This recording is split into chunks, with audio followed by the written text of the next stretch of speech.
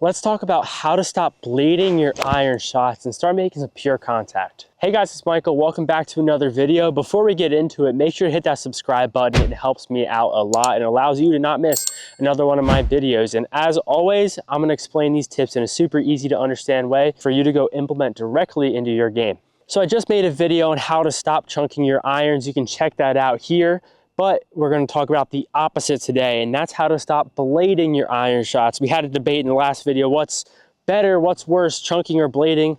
I don't know, let me know in the comments, pros and cons to both. But today we're talking about the blading side. First, let's talk about why are we blading our iron shots? Now, in all of my iron videos thus far, I've made it pretty clear that you need to hit down on the golf ball for the ball to come up, especially with your irons. But people who do struggle with blading their iron shots tend to do the opposite. They almost think of you have to lift the ball up in the air, and you tend to get stuck on your back foot like this, combined with another thing that I'm gonna get into later in the video. So let's talk about the first drill on how to stop blading your iron shots. So blading your iron shots usually comes from leaning back, therefore catching the ball on your upswing, hitting the bottom of the club and not making good contact, and that's where the blade comes into play. So let's talk about a drill to help you feel the proper way to shift your weight and feel a good weight transfer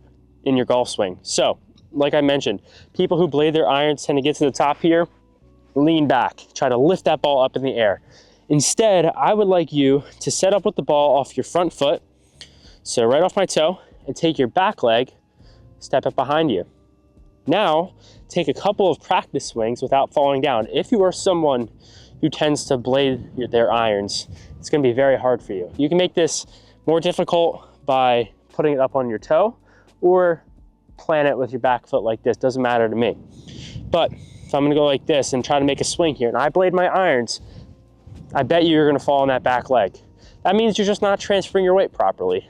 What this drill is going to do, it's going to load up pretty much all that weight on that front leg and allow you to feel, okay, I need to get this weight and keep this weight on this front leg in order to not lose my balance. So you can make a couple swings here. Get to the top, come through, and you're not going to be full swinging from here. We're just talking little punch shots. Set up, back, through. You should feel all that weight on this front leg when you're down and through. If not, you're gonna tip over. You can come on now and set up with the ball on your front foot, step that back foot behind you, just hit some punch shots without losing your balance. So back, through. And I don't even care if you even come through the shot, right?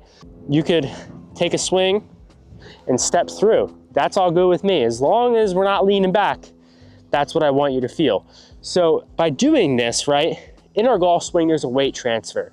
In this drill, we're over exaggerating it by saying we're just gonna put all that weight on our front leg. We might as well just be hitting shots sitting on our front leg, right? In the actual golf swing, we're not just gonna load up everything on this front side and keep it there, right? But like I say in all my stuff, you have to use drills to over exaggerate the feel in order to incorporate it into your swing. I see so many people who say, okay, I tell them you have to swing like this, and they think they're doing it, and then I take a video of them and they're barely doing it. That's why super over exaggerated drills are really important. So setting up behind here, toe down, all this weight, back, through, maybe even come on through like that. Focusing on good contact, not a big swing, right? Just feeling that weight on that front leg.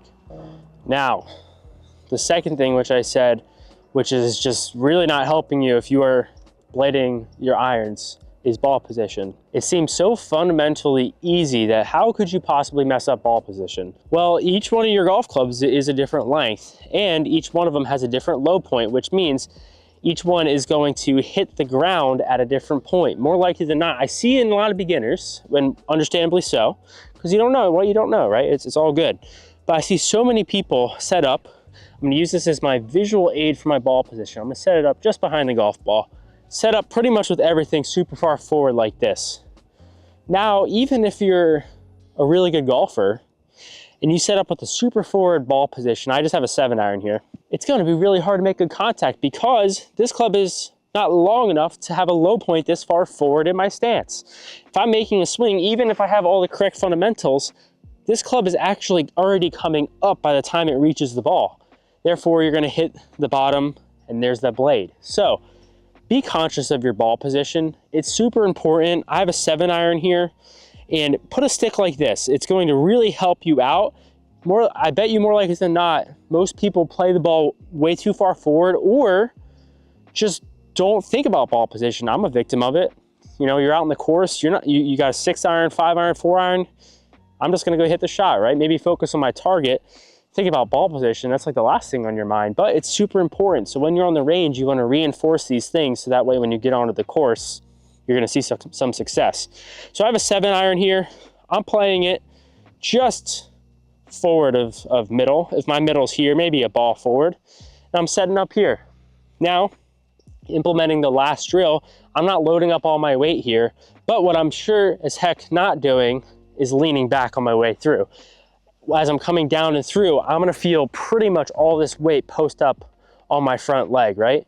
That combined with a good ball position is gonna set you up for success with your irons. Let's hit a couple here.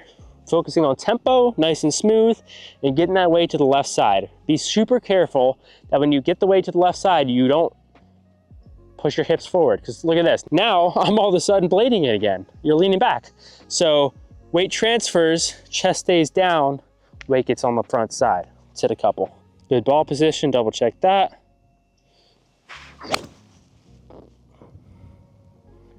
It's a nice little swing right there. Good divot. One more. Might have to move your stick. See how all my weight here, pretty much all of it's on this front leg. You'll know when you do it. But that drill where we step it behind and putting a stick down for your ball position is going to really, really help you out. So if you enjoyed the video, make sure to hit subscribe. I explain golf in a super easy to understand way. It helps me out and it allows you to not miss another one of my videos. See you guys out here in the next one.